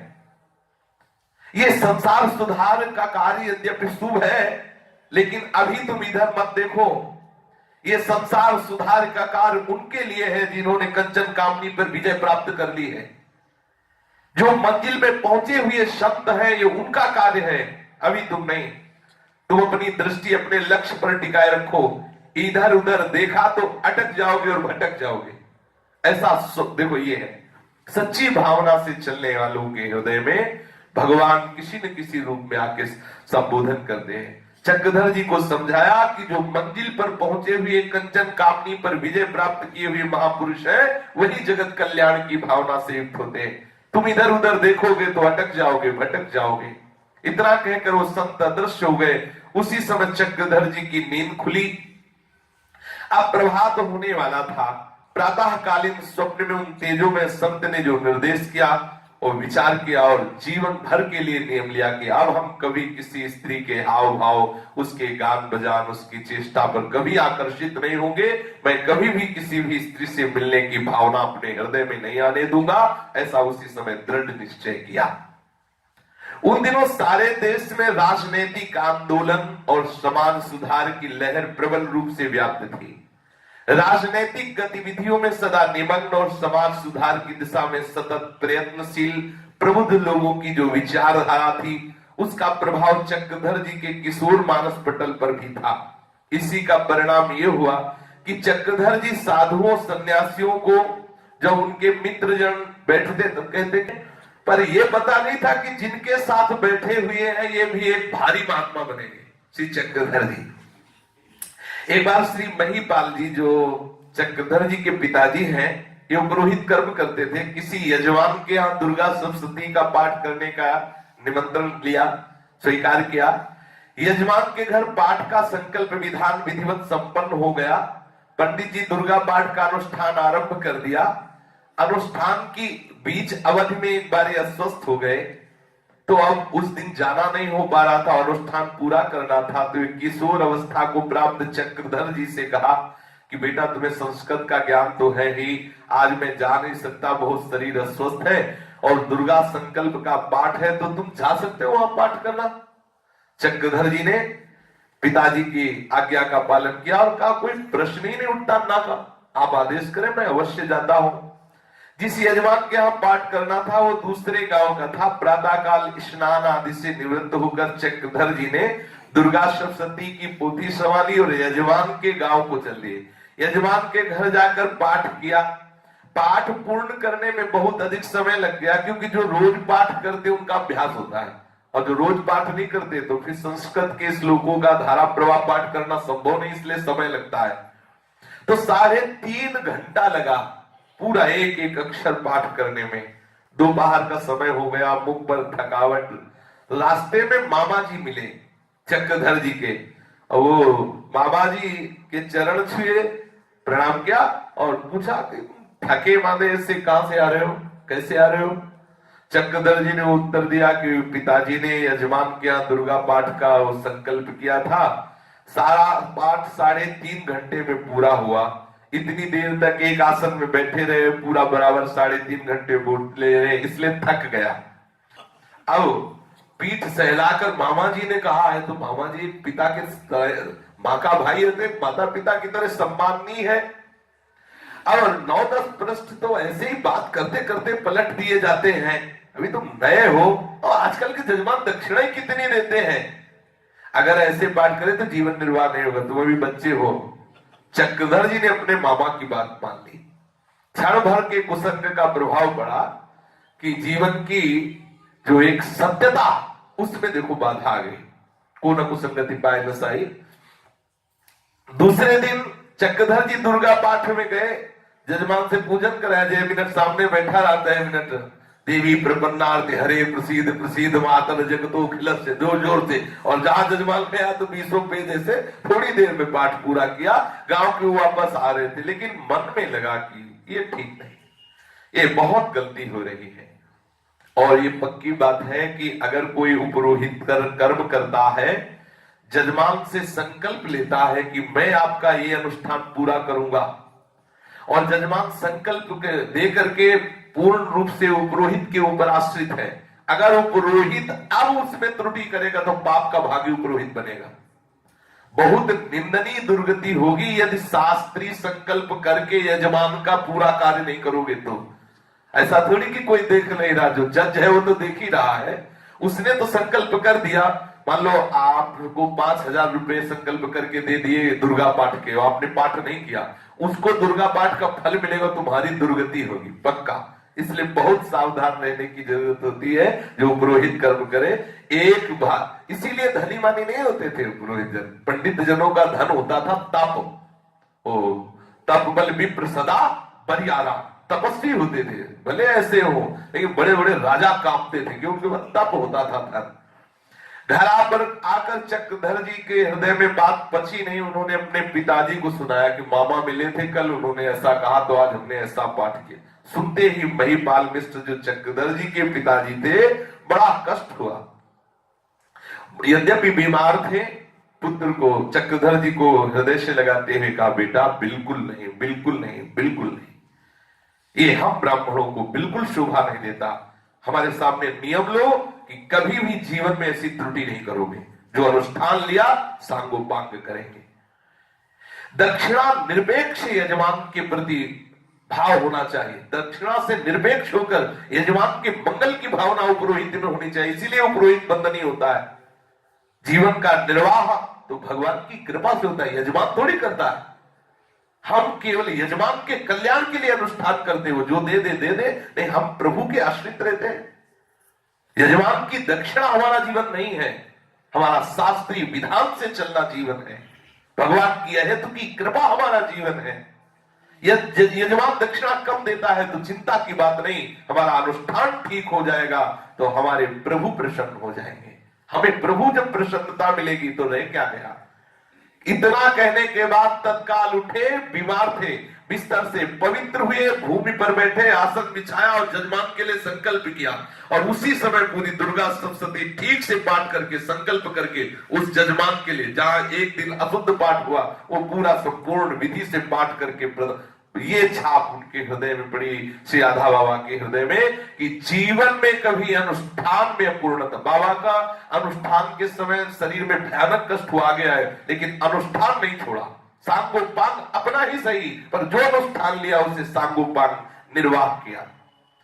अभिनय करने में चक्रधर जी बड़े कुशल थे।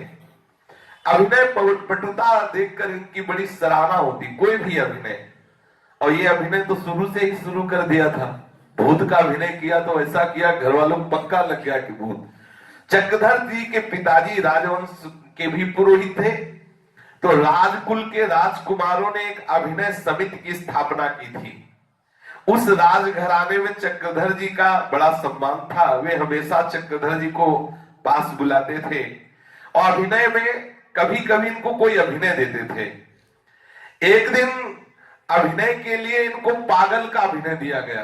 चक्रधर जी को एक अभिनय, पर्दे के सामने से नाटक मंच में आते हैं विद्यार्थी जन और नाटक करते हैं। अब पागल का जब रोल दिया गया तो चक्रधर जी ने कहा कि हम पर्दे के सामने से नहीं आएंगे, हम कहीं से भी आएंगे, लेकिन ऐसा अभिनय करेंगे कि पूरी सभा को हम पक्का पागल साबित कर देंगे कि हम पागल हैं। बोले अभिनय से मतलब हमें पर्दे से आओ। ये केवल प्रधान को सूचना दी कि दर्शक को किसी को पता न चले, हम पागल का रोल करेंगे। जिस समय उस नाटक में पागल का रोल आएगा तो हम आएंगे बन के, लेकिन कहां से आएंगे किसी को पता नहीं, सामने से आएंगे नहीं, पक्की बात है। अब वो पागल का रोल, चक्रधर जी पागल का रोल कर रहे हैं। वैसे जो भी रोल करता आता था पर्दे के सामने से आता था, तो जब पागल का वेश बना के आने का समय होता ना कि इस समय पागल आने वाला है, तो सबकी दृष्टि थी पर्दे के साथ, पर्दे से ही तो आएंगे। अब चक्रधर जी ने पूरा पागल का रोल, ऊपर काला लगाना, नीचे सफेद लगाना, फटे पुराने कपड़े बांध के ऐसा, और दीवाल फांद के, दीवाल जहां सब दर्शक ऐसे बैठे हुए थे, जो दीवाल थी दीवाल फांद के एकदम ऐसे चिथड़े से ढका हुआ, ऐसे वो ऐसे चिल्लाते पागलों जैसा, और दीवाल फांद के एकदम आए और 2-4 कंकड़ ऐसे लिए हुए और ऐसे किसी को ये पता ही ना रहा कि हम नाटक देख रहे हैं। सबको था नाटक के लिए तो पर्दे से आएगा सीधे, तो जिसने देखा सब खड़े हो गए, सब चिल्लाने लगे एकदम कंकड़ मार। तो जहां राजा साहब बैठे हुए थे कुर्सी में नाटक देखने के लिए, एक कंकड़ सीधे मारा, उनके पैरों में लगा, वो भी खड़े हो गए, भयभीत हो गए, हटाओ पागल घुस आया। सब चिल्लाने लगे कि अरे भाई कोई तो रोके, ये पागल यहाँ क्यों आ गया, यहाँ तो नाटक चल रहा था, ये पागल कहां से आ गया। किसी को हंसी मजाक नहीं सूझा, एकदम सच्चा पागल, एकदम सच्चा, बिल्कुल मानो सब खड़े हो गए, सब ईंट मार रहे सब। जब राजा साहब के प्रति कोई ऐसा कर नहीं सकता था, तो राजा साहब भी भयभीत होकर सबके बीच में खड़े हो गए कि भाई ये ईंट मार रहे थे, ईंट जैसा। अब पागल का रोल तो पागल का रोल है। राजा साहब डर गए, कुर्सी छोड़कर एक किनारे में खड़े हो गए। जब ये सब भयभीत हो गए, सब हो गए, तब चक्रधर जी ने सभा में जाके कहा हमें पागल का रोल मिला था। सबको आश्चर्य हुआ कि ये तो रोल कर रहे, ऐसा रोल करने में प्रवीण थे कि जो रोल करते बिल्कुल लगता हाँ ऐसा ही है। चक्रधर जी गया स्कूल में पढ़ रहे थे, छात्रावास में रहते थे, तो छात्रावास के फाटक की लोहे की छड़ों से बना हुआ जो गेट था, तो होता है विद्यार्थी लोग छुट्टी होती है ना, तो ऐसे पकड़ के झूलते हैं, एक एक में खड़े हो गए वैसे झूलते, समझ रहे हो, फाटक में ऐसे खड़े, अपने लोग भी झूलते, छुट्टी हो गई आगे ऐसे पकड़ लिए अपने झूल रहे। उस फाटक पर चढ़कर झूलते थे, फाटक पर चढ़े चढ़े उससे कभी खेलते कभी बंद करते थे। एक साधु सामने से आए, उनके शरीर पर बहुत सुंदर साफा बना हुआ गेरुए रंग का था, गेरुए रंग का ही वस्त्र धारण किए हुए थे। चक्रधर जी से कहा मुझे भूख लगी है, कुछ खाने की व्यवस्था कर सकता है, जबकि विद्यार्थी थे। चक्रधर जी ने कहा मेरी जेब में क्या है, यदि आप बता दोगे तो मैं आपकी खाने की व्यवस्था कर दूंगा। वो कुछ देर तक चुप रहे, उन्हें रमल विद्या का ज्ञान था। और रमल विद्या के जो ज्ञान वाले होते हैं वो पास से फेंक कर आंकड़े से फेंक करके बता देते हैं कि क्या होने वाला है, कैसा होने वाला है, ऐसा होता है। उन्होंने कहा 5 आना 3 पैसा तुम्हारी जेब में है। उसके बाद चक्रधर जी ने अपनी जेब से पैसे गिने, ठीक 5 आना 3 पैसा निकले। बड़ा आश्चर्य हुआ। चक्रधर जी उनको हलवाई की दुकान पे ले गए और 5 आने 3 पैसे में बहुत मिलता था। भर पेट भोजन करवाया। साधु चक्रधर पर बड़े प्रसन्न हुए। चक्रधर जी ने पूछा कि आप और कुछ भी बता सकते हैं? साधु बोला, हम रमन विद्या के ज्ञाता हैं, आप जो पूछेंगे वो बता देंगे। उनके अनुसार मैं गणना करता जाता हूं और उससे जो निकलता है बिल्कुल सही निकलता है। चक्रधर जी ने कहा, आप मेरे भविष्य के बारे में कुछ बता दीजिए। चक्रधर जी ने उनको एक आसन पर बैठाला। उस आसन पर वो स्थिर चित्त होकर बैठ गए और रमल के पासे फेंकते रहे। पासे में जो आता रहा वो कागज में लिखते रहे। आधा घंटा गणना के बाद उन्होंने बताया, इतने वर्ष इतने मास बाद तुम्हारा महामंगल में भाग्योदय उदय होगा। वही संन्यास की तिथि जो उन्होंने लिख के बताया। गणना में अगर कोई छोटी सी त्रुटि हो गई हो तो 1 दिन का अंतर पड़ेगा, जो हमने तिथि बताई है, इससे अधिक नहीं। बाबा कहा करते थे कि उस साधु का हिसाब सही निकला, ठीक उसी दिन हमारा संन्यास हुआ जिस दिन उन्होंने लिखा था कि जीवन का महामंगल में भाग्योदय इस तारीख को तुम्हारा होगा। चक्रधर जी की आयु अभी 14 वर्ष की ही लगभग हुई होगी कि 9वीं कक्षा के छात्र थे, छात्रालय में रहते थे। गया की कलेक्टरी कचहरी के बाहरी द्वार पर एक नंग धड़ंग साधु अवधि स्थिति में पड़े रहते थे। लोग कहा करते थे कि बड़े सिद्धि कोटि के महात्मा हैं। चक्रधर तो उन दिनों महात्माओं की जीवन शैली बड़ी एक कर्कशता सा देखते थे। अगर उनको सही लगा तो ठीक, नहीं लगा तो कट व्यवहार करते थे। एक दिन उसी प्रकार साधु जो पड़े रहते हैं अवधूत, उनको पता नहीं था कि यही जीवन मेरा भी आएगा, पर वो उपहास कर देते।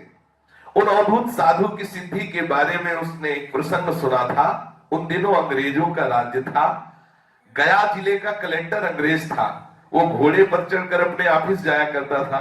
वो कलेक्टर अच्छे स्वभाव का था। पहली बार जब वो घोड़े पर चढ़कर ऑफिस जा रहा था तो द्वार पर वो साधु पड़ा हुआ दिखाई दिया। सिपाही लोग उस साधु को हाथ पैर पकड़कर हटाने लगे। उसने टूटी फूटी हिंदी में कहा कि छोड़ दो इसे, छोड़ दो। उस अंग्रेज साहब ने, अब जब भी वो ऑफिस जाता तो कलेक्टरी कचहरी के द्वार पर उस साधु को पड़ा देखता। साधु के सामने आते ही वो अपना घोड़ा रोक देता, अपनी हैट सिर पर से उतारता तथा ऊंचा करके साधु को अभिवादन करता, फिर हैट सिर पर रख लेता और ऑफिस चला जाता। ऐसा वो कलेक्टर रोज करता। इस तरह कुछ दिन निकल गए। एक दिन जब वो ऐसा कर रहा था तब अवधूत साधु ने गुनगुनाते हुए कुछ कहा। उनके कहने का भाव था कि ये तेरी जो चेष्टा है ये उन्नति का लक्षण है।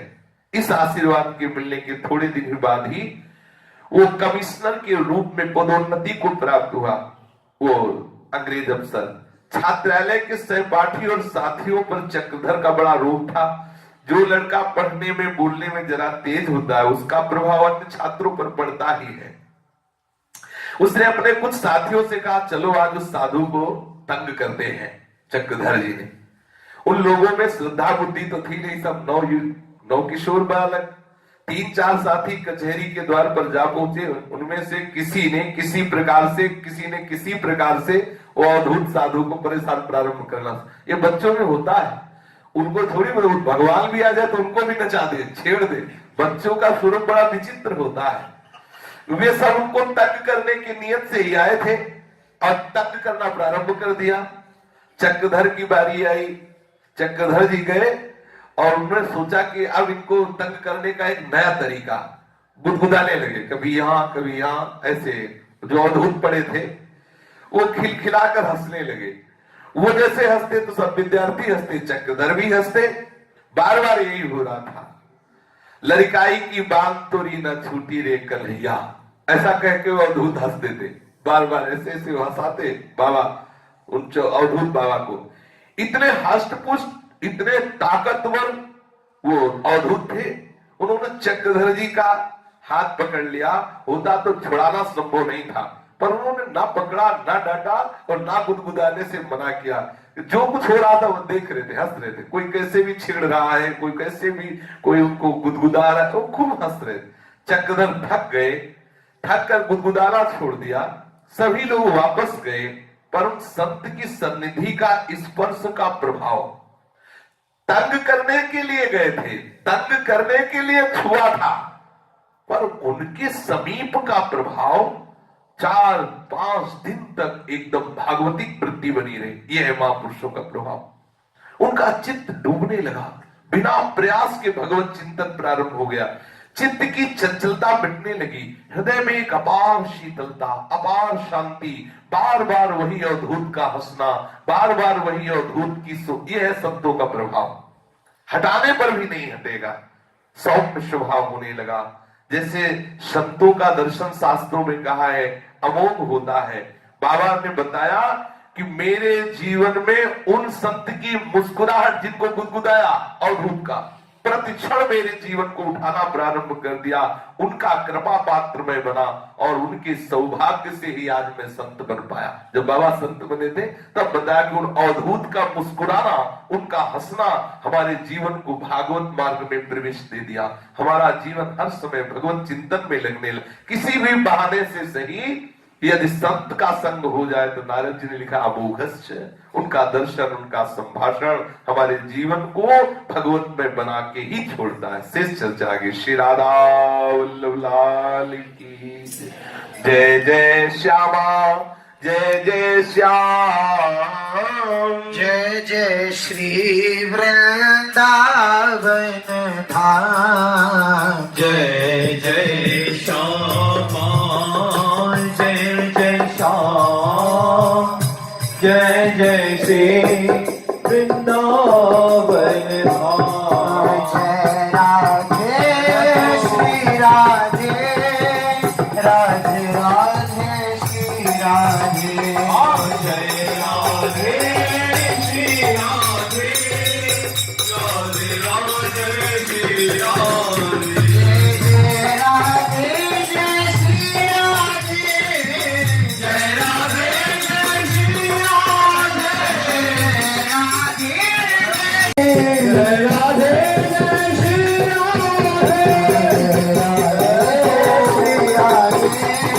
राधे राधे श्री राधे।